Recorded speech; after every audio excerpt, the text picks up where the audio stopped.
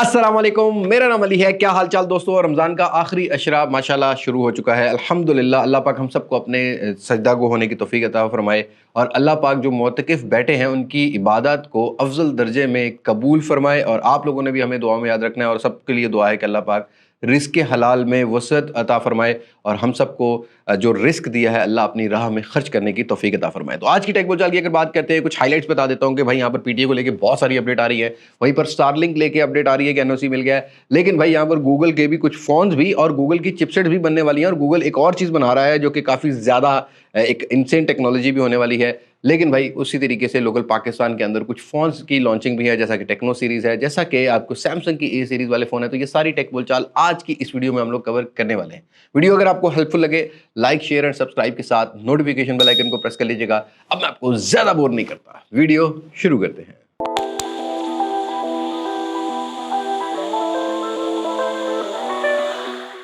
दोस्तों, सबसे पहले टेक बोलचाल की बात करते हैं तो पंजाब गवर्नमेंट की तरफ से वो जो फ्री हॉटस्पॉट ऑफर किए जाते थे लाहौर स्मार्ट सिटी में हमें देखने को मिल रहे थे, उसमें 200 से 230 नंबर बढ़ा दिए गए हैं। और टेक्नोलॉजी मींस कि अब वाईफाई की जो स्पीड है वाईफाई 6 वाली आपको देखने को मिलेगी। अभी इंस्टॉल करना पंजाब गवर्नमेंट ने स्टार्ट कर दिया है।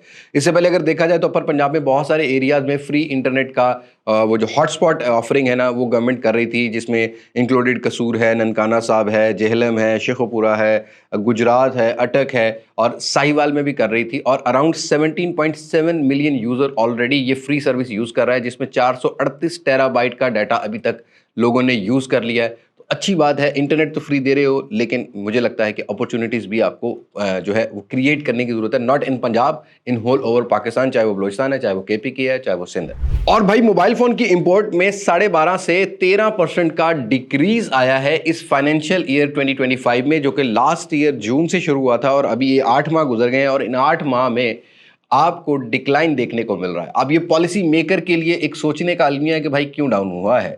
उसकी रीज़न ये है कि लोगों की परचेज पावर कम हो गई है कीमतें ज़्यादा करने की वजह से, और ऑलरेडी सप्लाई ज़्यादा हो गई है मार्केट में, जिसकी वजह से डिमांड कम हो गई है। तो डिमांड क्रिएट करने के लिए रिलीफ ब्रांड्स को देना पड़ेगा, तब ये इंपोर्ट लेवल बराबर आप चल सकते हो। तो जहां हम ये सोचते थे कि अभी 2025 के अंदर अब नया यूज़र बहुत आ रहा है, 2G 3G से नया यूज़र कीपैड वाले फ़ोन से बहुत आ रहा है, क्योंकि ऑब्वियसली बहुत सारी डिजिटलाइजेशन हो रही है, चाहे वो बैंक ऐप हो, चाहे वो CNSE वाली ऐप हो, चाहे वो पासपोर्ट वाली हो, चाहे वो ड्राइविंग लाइसेंस वाली हो। लेकिन इन लोगों को अगर अच्छे फ़ोन नहीं मिलेंगे, इवन अगर आप मतलब मैं कहता हूँ कि गवर्नमेंट का कोई भी मुलाजिम जो PTA से रिलेटेड है, जो FBR से रिलेटेड है, मार्केट में 30-35 हज़ार वाला फ़ोन लेके कुछ 4-5 एप्लीकेशन लोड करके तो देखो जो तुम्हारी चलती भी है कि नहीं चलती, उनका कैमरा का क्या हाल है। लोगों को 30-35 हज़ार रुपये में अगर अच्छा कोई फ़ोन नहीं मिलेगा, ज़्यादातर बायर इसी रेंज का है, तो ऑब्वियसली ये इस तरह के डिक्लाइन तो मिलते रहेंगे। बहरहाल sad news for Pakistani market right now कि इतना बड़ा डिक्लाइन है, ये काफ़ी बड़ा डिक्लाइन है। नंबर तो 13% नज़र आता है, लेकिन अगर वैसे रेवेन्यू के हिसाब से देखें तो काफ़ी बड़ा नंबर बन जाता है। अब भाई डिक्लाइन के साथ साथ गवर्नमेंट ने एक पॉलिसी पिछले साल दी थी, एक इंस्टॉलमेंट प्लान्स की। अब उसमें भी एक फुल स्टॉप लगा हुआ है।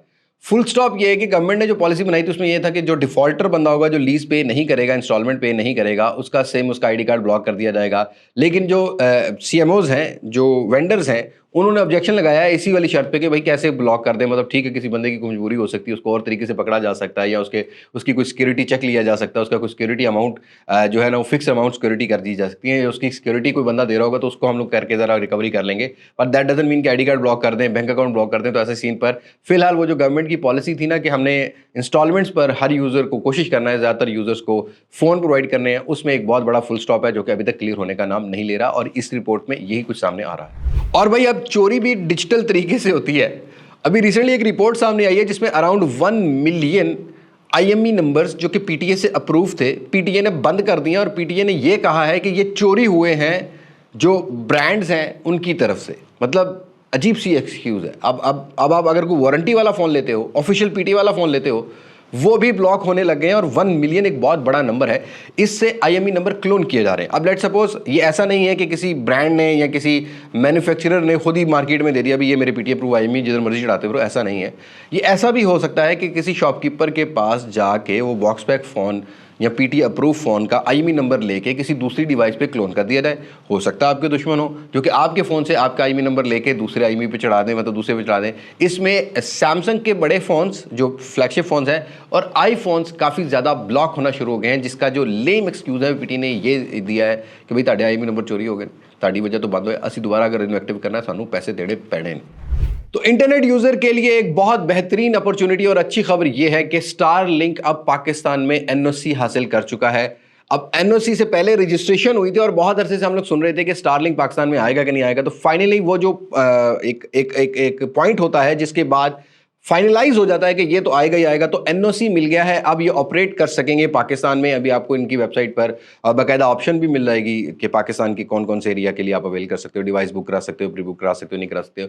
लेकिन उससे पहले इनको पीटीए से थोड़ी सी अप्रूवल लेनी पड़ेगी। और यहाँ पर ये जो ministry of IT and technology है, इन्होंने बता दिया कि भाई हमने सारी चीज़ें चेक कर ली हैं, इनका सारा जो क्राइटेरिया है, जो भी इनका वर्कफ्लो है, वो पाकिस्तान के स्टैंडर्ड के हिसाब से, जिसमें एनओसी स्टारलिंक को मिल गया। अब आने वाले टाइम में हम देखेंगे with in a few months या 6 to 8 मंथ्स लग सकते हैं इस चीज़ में कि स्टारलिंक पाकिस्तान में ऑफिशियली ऑपरेट किया जाएगा। और इससे पहले मैंने बता दिया था कि रेजिडेंशियल पैकेज जो है ना वो अराउंड 40 के हज़ार के अराउंड था, और इस तरीके से बिजनेस जो था वो 98,000 का था। तो ज़्यादातर मिड रेंज सेगमेंट वाले यूज़र फ़ायदा नहीं ले सकेंगे, लेकिन जो ऑफिस वर्क करते हैं, जिनका ज़्यादा इंटरनेट का यूजेज है, डेफिनेटली वहाँ पर स्टारलिंक बेनिफिट देने वाला है। और यहाँ पर स्पीड भी यही बता दी जा रही है कि 150 MBPS से 250 MBPS की जो रेजिडेंशियल या इससे ऊपर वाला जो पैकेज था उसमें देखने को मिलती है। खैर, जब ये आएगा तो एक्जैक्टली तब देखेंगे एक्सपीरियंस करके। बहरहाल अच्छी खबर है इंटरनेट यूज़र के लिए कि भाई स्टारलिंक को एनओसी मिल गया, अब स्टारलिंक आएगा, अपनी मर्जी ना सारी चीज़ें यूज़ करना।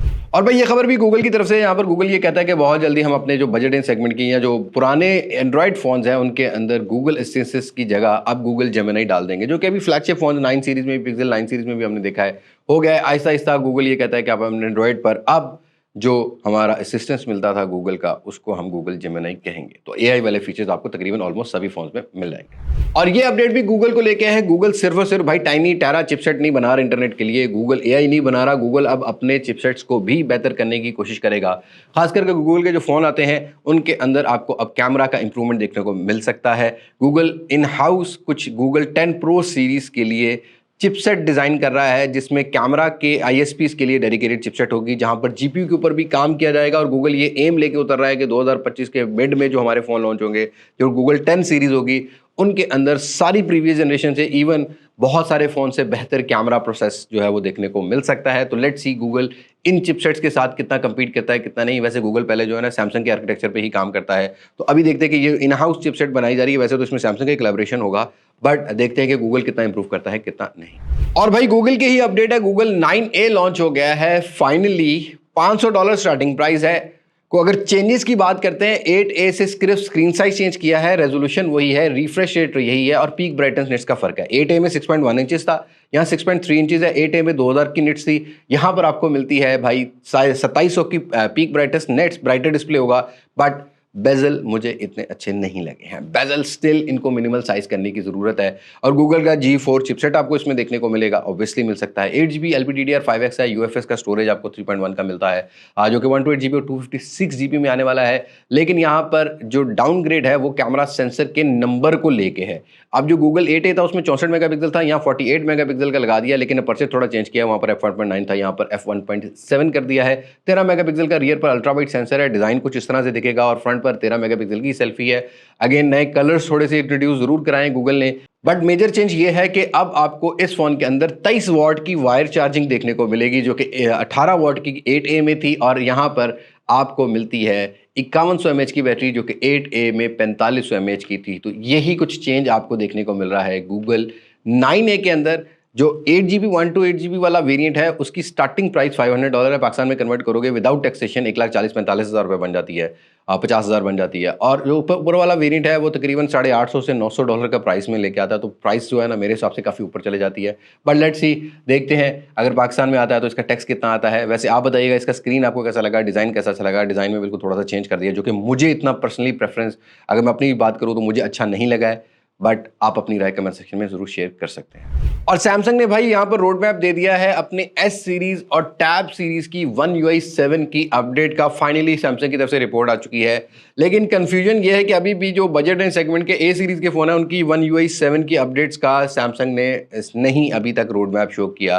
फिलहाल स्क्रीन पे ये मॉडल्स आ रहे हैं, जहां पर सबसे पहले S24 सीरीज के ऊपर रोल आउट होगी, फिर S23 सीरीज है, S23 FE और S21 FE है। इसमें S20 FE नहीं है, लेकिन S24 FE भी होगा इसमें ऑब्वियसली। और इसमें टैब S6 करके जो मॉडल है, फिलहाल कंफ्यूजन ये है कि भाई जो A सीरीज़ वाले फ़ोन है उनमें कब अपडेट आएगी कब नहीं। लेकिन अगर आप सैमसंग का S सीरीज़ का फ़ोन यूज़ कर रहे हो तो आपको विद इन 2 मंथ्स आपको जो One UI 7 की प्रॉपर रोल आउट मिल जाएगी। पहले S24 सीरीज वाले एंजॉय करेंगे, उसके बाद S23 वाली सीरीज में अपडेट होने लग जाएगी। और भाई रेडमी कुछ बजट रेंज सेगमेंट के फोन लाने वाला है। अब ये ए सीरीज के सक्सेसर होंगे। अभी कुछ मॉडल बांग्लादेश की मार्केट से सामने है, जहां पर रेडमी नोट 14 लॉन्च हुई है, तो उसके साथ ये मॉडल थोड़ा सा शोकेस किया गया है, जहां पर रेडमी का A5 सामने आ रहा है। यूनिसॉक का हार्डवेयर इस दफा यूज किया जा रहा है। 720p प्लस मतलब HD प्लस का रेजोल्यूशन, 120 हर्ट्ज, नॉच स्टिल है, बेजल्स हैं।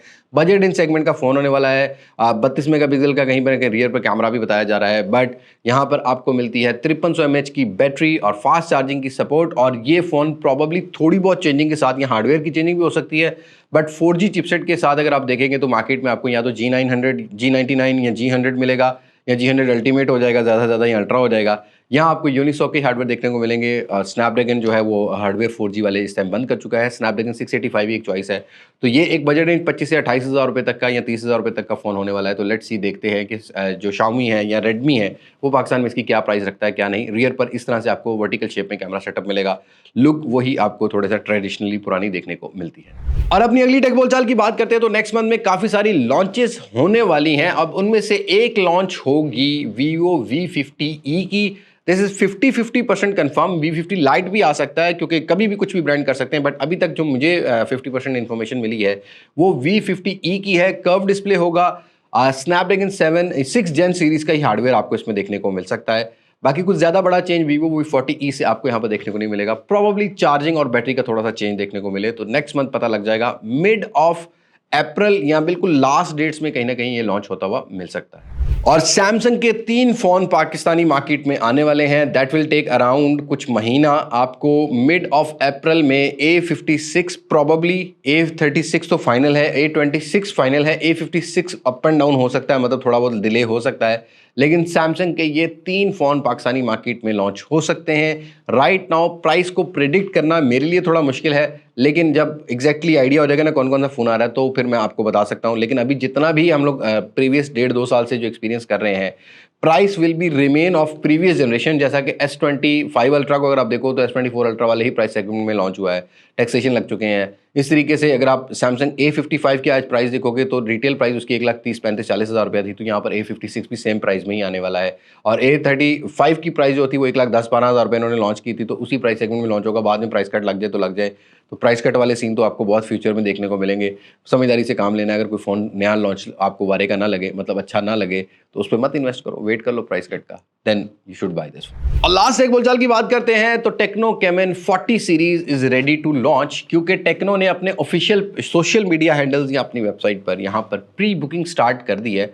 और बहुत सारे यूजर्स नाराज हैं टेक्नो से। अब उसका रीज़न ये है कि pre booking without any official price तो नहीं की जा सकती ना, और अभी ये भी पता लग रहा है कि नॉन रिफंडेबल अमाउंट होगी। लेकिन प्री बुकिंग का बेनिफिट ये है कि कुछ गिफ्ट बॉक्स मिल जाएंगे, कुछ कुरानदाजी जिसमें मोबाइल फ़ोन है, इनकी ई बाइक आती है रीवो की, उसमें आप पार्टिसिपेट कर सकते हो। फिलहाल ये कंफर्मेशन है कि टेक्नो कैमन 40 और 40 प्रो तो लॉन्च हो रहे हैं, प्रीमियर थोड़ा बहुत डिले हो सकता है, लेकिन अभी ये नहीं पता कि कौन से फ़ोन की प्री बुकिंग करें कौन से नहीं। साथ साथ ये अपनी वेबसाइट अपडेट कर रहे हैं। बहरहाल ये प्री बुकिंग चल रही है 4 अप्रैल तक, तो दैट मीन कि 4 से 5 अप्रैल को टेक्नो का एक फ़ोन तो एटलीस्ट जो है ना वो लॉन्च हो जाएगा। या 40 हो सकता है या 40 प्रो हो सकता है, इसके बारे में भी इंफॉर्मेशन नहीं है, बट डेफिनेटली अब टेक्नो की कैमन 40 सीरीज़ आ रही है।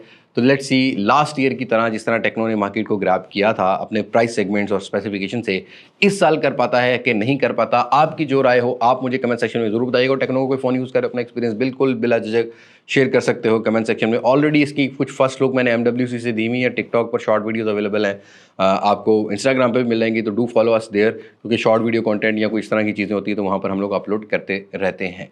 बस आज की वीडियो में तक मुलाकात होगी नई वीडियो में, किसी नई अनबॉक्सिंग, किसी नए रिव्यू, किसी नए कंपैरिजन के साथ। तब तक मुझे दें इजाज़त। मैं हूं लिबास मासक से, पाकिस्तान पाइंदाबाद। अल्लाह हाफिज़।